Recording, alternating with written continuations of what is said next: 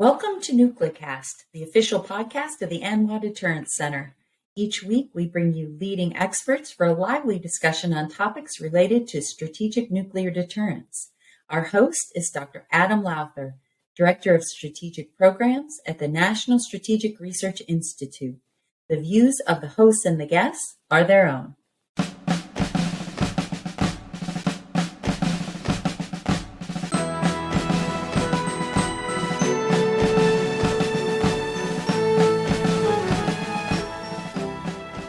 Welcome back to NucleCast. Of course, as always, I'm Adam Lowther, and today we have with us, he just so happens to be a friend of mine, a former neighbor while we were down at Barksdale, Major Will Perry. He is currently the Chief of Helo Operations at 20th Air Force, and I thought having Will come on would be great because one of the topics we have never yet discussed is the role of helicopters in the nuclear missile fields. It's one of those things we just expect to be there, but we don't often talk about. And so who better than the Chief of Helo Ops to come and talk about Helos? And, we're getting new aircraft. It's a busy world right now. There was some reorganization a few years ago, and there's just a lot to know that I bet many of our listeners by the end of this show are going to be, I didn't know that. That was interesting. So with that, Will, welcome to the show. Thanks, Adam. Really appreciate the invitation. And it's good to see you again, man. So let's talk Helos in the missile fields. The missile fields, it's a huge area. And to cover those distances from LFs and LCCs in a rapid, manner, Helos are sort of the perfect way to do that. And particularly if there's a security concern and you need to get out there, secure a site. Tell us about the mission that they perform. What do they do? How do they do it? What is this role that Helos play? Sure. Yeah, no, I think, to your point, right? 33,600 square miles, right? The size of South Carolina with all three missile wings combined, right? And our biggest Malmstrom is 14,000 square miles alone. So just trying to get folks around, right? Cars become pretty restrictive as you try and get folks somewhere quickly. So as far as the mission, it's really kind of three-pronged. We've got nuclear security operations, which would be our primary mission, right? Being able to ferry folks out to a site, our tactical response force or TRF, to be able to respond to an emerging security situation, as well as, when we're moving convoys off base, having folks overhead, being able to support in that ISR role as well. As second to that, you've got missile field support, right? So, obviously northern tier, a lot of bad weather, parts may need to go out, people need to go out, operations and maintenance support, all those things are much easier to do when the roads are socked in by snow, by helicopter. And then we have kind of our third tier effort, which is defense support of civil authorities, which is basically search and rescue, essentially, is what we'll do to help support any civil folks that are out there trying to get folks specifically in the mountains in Montana. But we see that at all three bases where they're asked for military support. So let's talk a little bit more about sort of the challenges. I remember when I spent a lot of time at 20th Air Force myself, and I remember when Colonel Pat Brown was on staff, and the big issue then was rollovers in the winter. And so one of the things that Helos probably don't do quite as often is have accidents. What kind of, record do you have in terms of flying in some of these adverse conditions? Are they better at it? Do Helos have, a good record of flying in adverse weather? Do you have to shut down flight ops?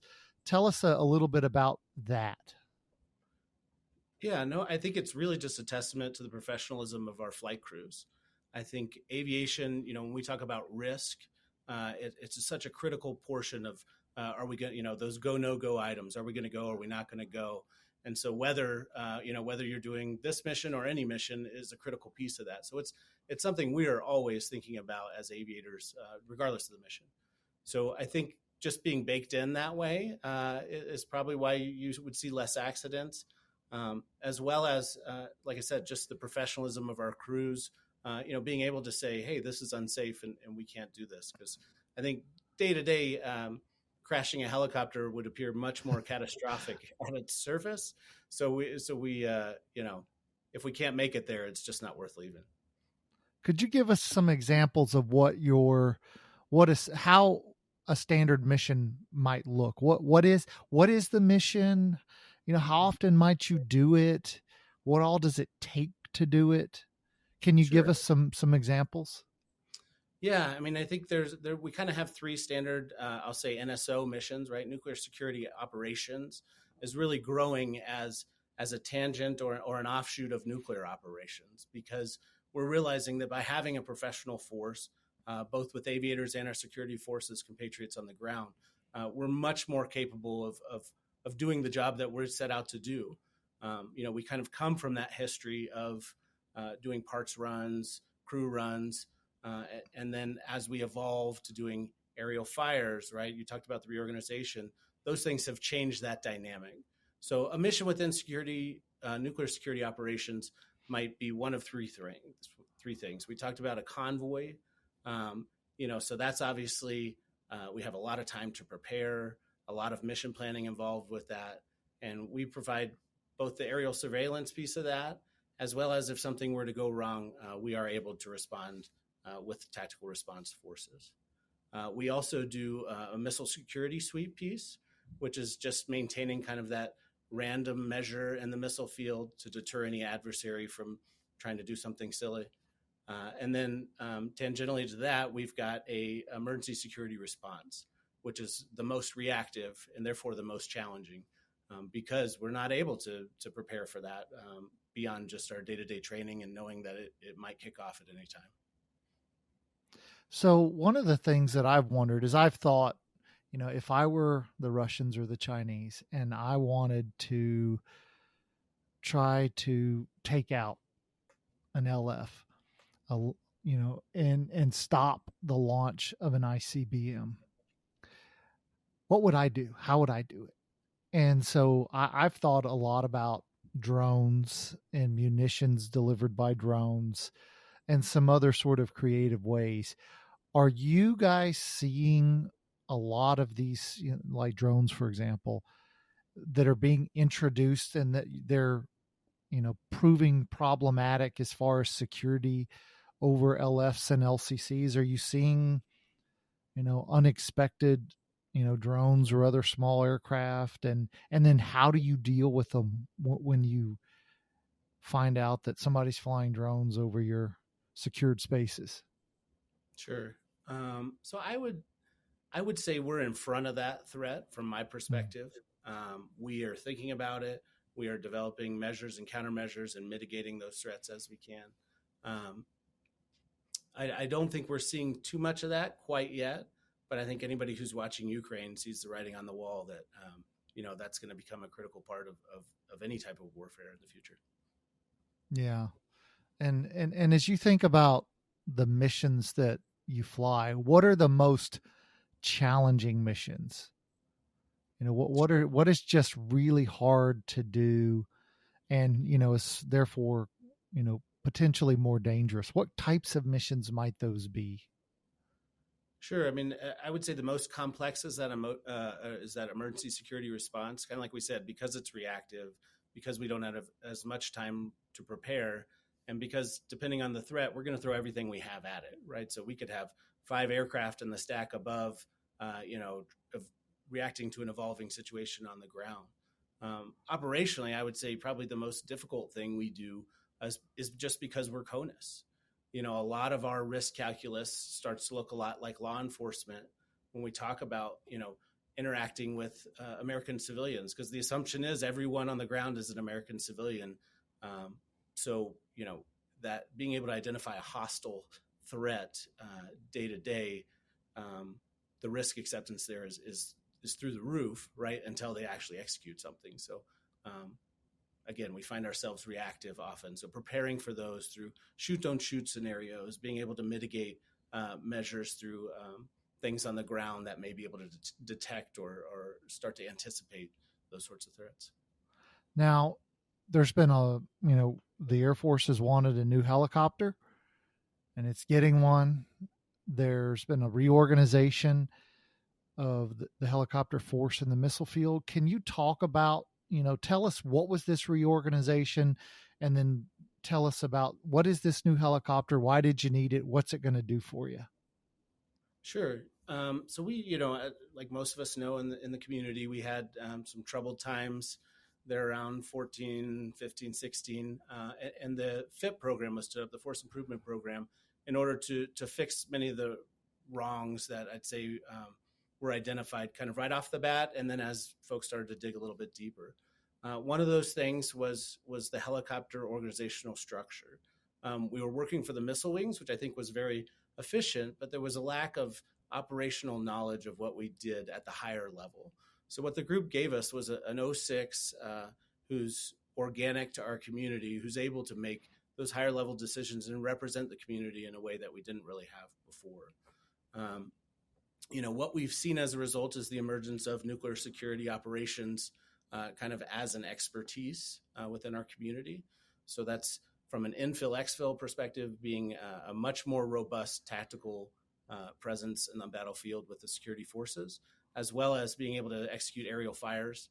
So that was something that came out of that as well, starting to be more of a robust arms aerial delivery platform. So that's been really good for our community in terms of professionalism and evolving from what was colloquially known as the flying club to the professional aviators that we are today. Yeah. And so would you say that ICBMs are more secure than they were before because of this transition? So we've got higher levels of security out of helicopter reform. I think definitely our presence has improved.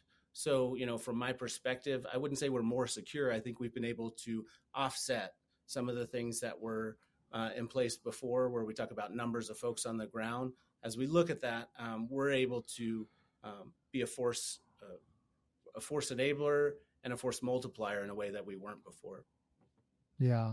And then, so let's talk about this new helicopter. You're getting one. Why did you need it? And what is the new one doing for you? Sure. And I don't want to speak out of turn. It was STRATCOM who came right up and said, hey, doesn't meet our range, payload, survivability, essentially all the things that we want to be able to do to address that distance equation that we talked about at the beginning of the show. So this new helicopter is going to improve all those things, right? Often with the Huey, we're having to make a little bit of calculations of, do we want to have more security forces members on board, more ammo, more gas, right? And our gas equals to both range as well as loiter time overhead. When we built the requirements for the MH-139, it was, hey, we want all those things and more. Yeah. And is this new aircraft going to be able, because you're flying, in some of the more difficult parts of the country, particularly in the winter and even in the summer. I mean, you can, Cheyenne is a very windy place, as is, Great Falls and elsewhere. It's funny that we're talking about this because one of the few times I've flown into Great Falls, we flew in at about a 30-degree angle to try to, straighten out as we landed, just because it's such a windy, challenging place to fly. And so I'm sure for you, as somebody who's flown in those areas, is this new helicopter going to allow you to fly in more adverse conditions than the Huey does, or is it about the same? I would say definitely more. I mean, it has a limited ice protection system, things that, weren't even imaginable when the Huey was developed. It's much more automated, so when we talk about the brain bites available to the aviators in the helicopter, being able to kind of punch into your systems and then start to concentrate on the mission and what you're going to prepare for that evolving situation on the ground. It's a huge benefit to a helicopter like this. It's also a lot faster. So once we get into, a windy situation, obviously with a tailwind, right, all systems go. With a headwind, it makes it a little more difficult. But as we're able to speed up with a faster helicopter, that's going to get us there that much quicker as well. Yeah. And so just I guess we're at that time where we have to take a quick break. But when we get back from the break, I want you to think about this.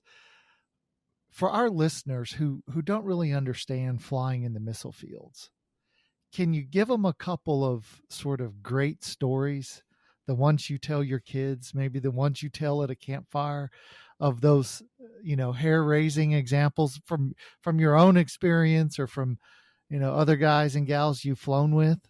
And so we'll talk about that. We're talking to Major Will Perry, the Chief of Flight of Helo Operations at 20th Air Force, and you're listening to Nuclecast, and we'll be right back.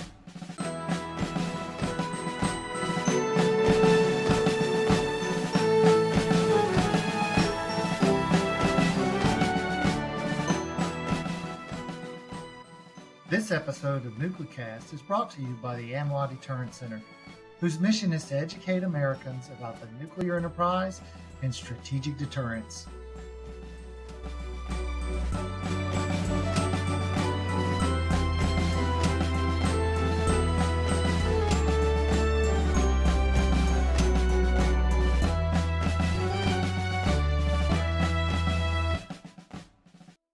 And we're back, and we're talking to Will Perry.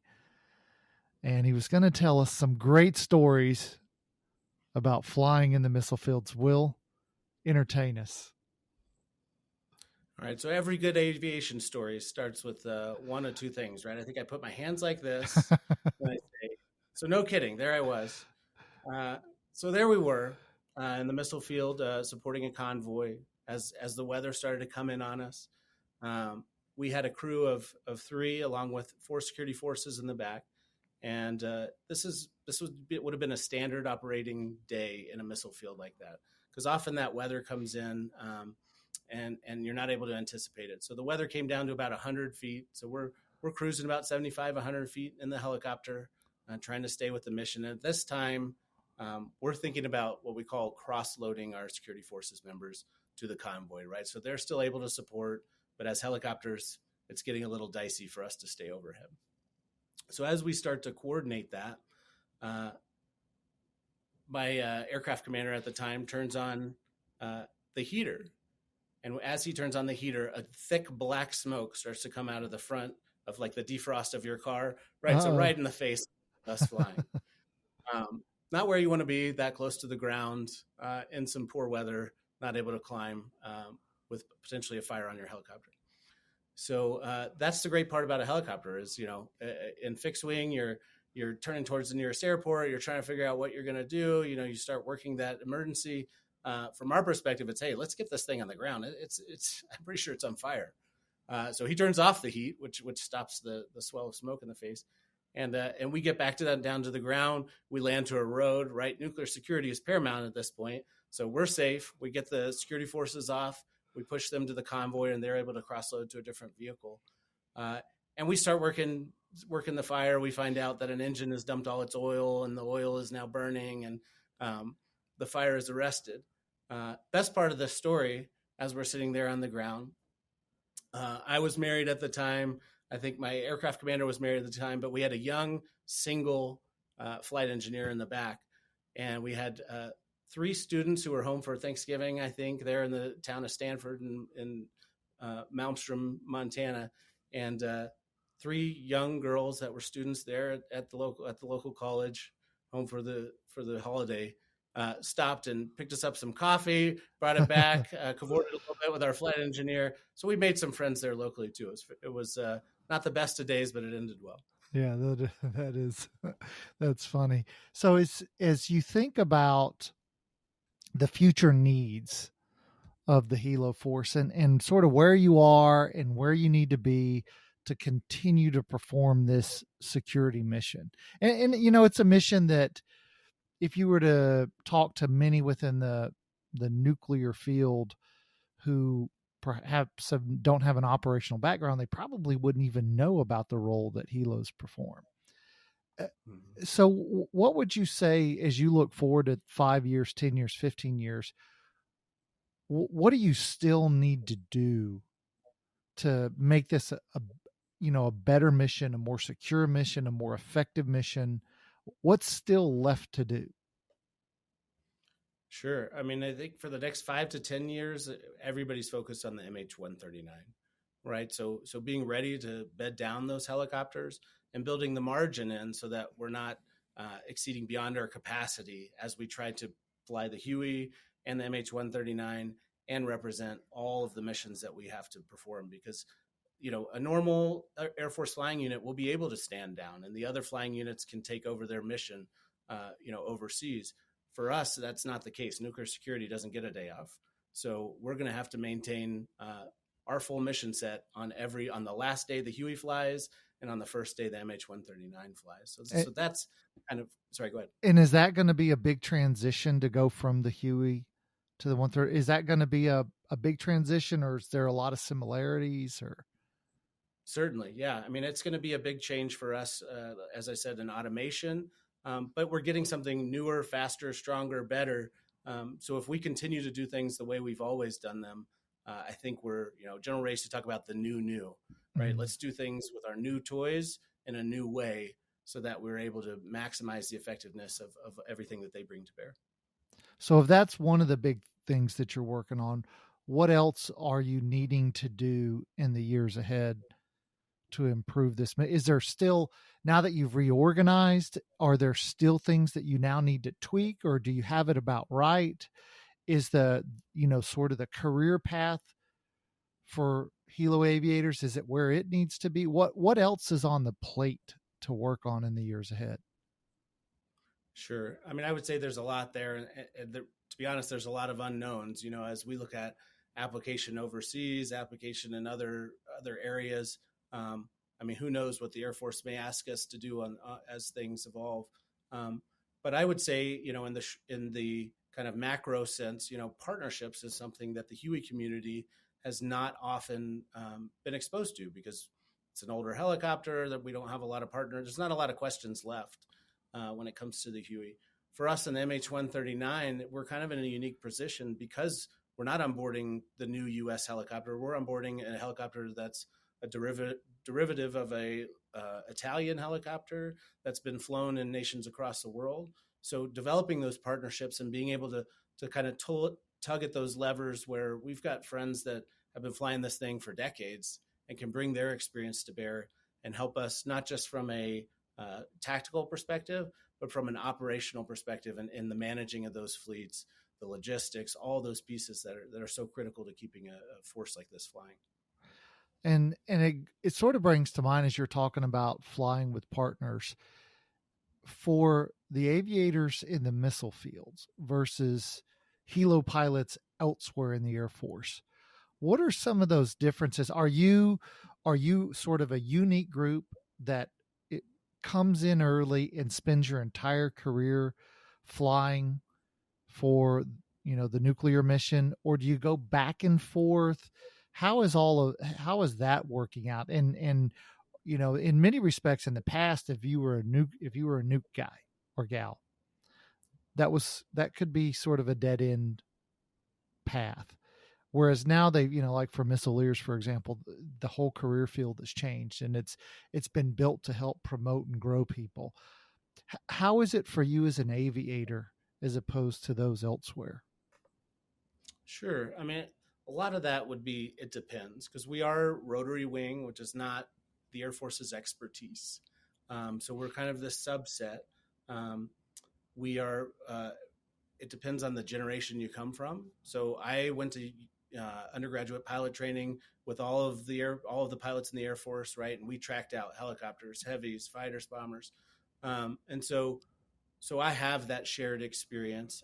Currently, our system is changed to undergraduate helicopter training. So we're receiving folks right out of ROTC, right out of the academy. So it's a little bit different subset, different experience. I think we're resulting in a lot more professional helicopter aviators, but they are lacking that understanding of some of our peers. At a macro sense, I think similarly, folks of my generation deployed as air advisors. A lot of them have spent time in the HH-60s in Iraq and Afghanistan. So they have a bit more combat experience than folks that I'd say in the current, now that we've kind of stood down a lot of those overseas deployments, the experience set is a bit different. I think as an 11H, right, which is a rescue pilot, there are a lot of opportunities out there for us. And specifically in Global Strike Command, we've seen a migration from kind of the CSAR mission being kind of the big brother with a much larger set and much more importance on the Air Force stage. And now we're seeing Global Strike Command. Our numbers are going up as we look at onboarding these new helicopters, and that by increasing instead of decreasing, which makes a huge difference. So I think we're seeing a bit of a role reversal there, which will be give us some opportunities as well. So as you think about like cultures, and if you take the two big helicopter communities and, Global Strike and the nuclear mission versus combat search and rescue and special operations, how would you compare those cultures, and what are the strengths and weaknesses of both? Sure. I mean, there's a lot of flow between. So the cultures end up being very similar. So often, what we in the community may perceive as big differences, it's kind of it's like you'll fight with your brother, but when anybody else steps in, we're back to back. I'd say it looks a lot like that, but definitely, I think kind of what we talked about starting to look at some of those differences and dealing with American civilians, that creates a dynamic, I think, that that has a little bit more focus on risk calculus than maybe some of our partners. And that's not to say that they're not focused on that as well, but it's a difference. Yeah. As you were to think about our listeners who are, there's a good chance that for many of them, it's sort of the first time they're hearing about helos and the role they play in the missile field. And so as we come to the end of the show, what is sort of the big takeaway that you would have them remember 6 months or a year from now about your profession and what Helo aviators do for the nuclear community? Sure. I hesitate to do this, but I think it's necessary to speak for kind of the nuclear security operations enterprise, because I think that's what we really represent. And I think just that criticality of, we have kind of the most dangerous situation, which might be someone getting a hold of a weapon. But we have, what, in my opinion, what might be the most likely, which is just creating some chaos here stateside to have us turn inward instead of outward. And that nuclear security operations enterprise is what deters that, right? Much in it's a subset and a kind of little brother of nuclear deterrence writ large. A lot of similarities there. It's hard to prove that negative. As well as just being able to maintain deterrence, as well as react to any situation that does evolve in a way that closes that down, allows us to move on and focus on what's important. All right. Well, Will Perry, Chief of Helo Ops at 20th Air Force in Cheyenne, Wyoming, F.E. Warren Air Force Base. I tell you, I've been to Cheyenne, at every month of the year, obviously, and I cannot think of an instance of there being a month where I haven't seen snow. July, August, September, I've seen snow in Cheyenne. So it's a challenging environment to operate in, and you guys play an important role. So thanks for coming on NucleCast today to talk about the role of helos in the nuclear mission. Thank you, Adam. I appreciate it. And thanks to you, the listeners, for joining us on this episode of NucleCast, and we'll see you next time. Well, a few afterthoughts. It's always good to hear about something new that we've not really talked about before. And so Helo operations, not our normal topic, and just to hear how the community has grown and changed to create a professional force, whereas it was sort of a pickup game in the past, and to know that they've really built out this whole approach to growing and building aviators, in the Helo community for the missile force. That I think is probably the biggest takeaway I had. And I thought it was really informative just to see sort of where they've come, because the force improvement program and the issues that arose in 2014, I was part of the team that investigated that. So it's good to see that we've made a lot of improvements over that, 8-year period. This has been a production of the ANWA Deterrence Center. Our executive producer is Kimberly Charrington, and this episode has been engineered and mixed by David Crumthal. Follow the show on LinkedIn, Facebook, and Twitter at Nuclearcast. Listen, follow, and review the show on Spotify, Apple Podcasts, Amazon Music, or wherever you listen to your favorite podcasts.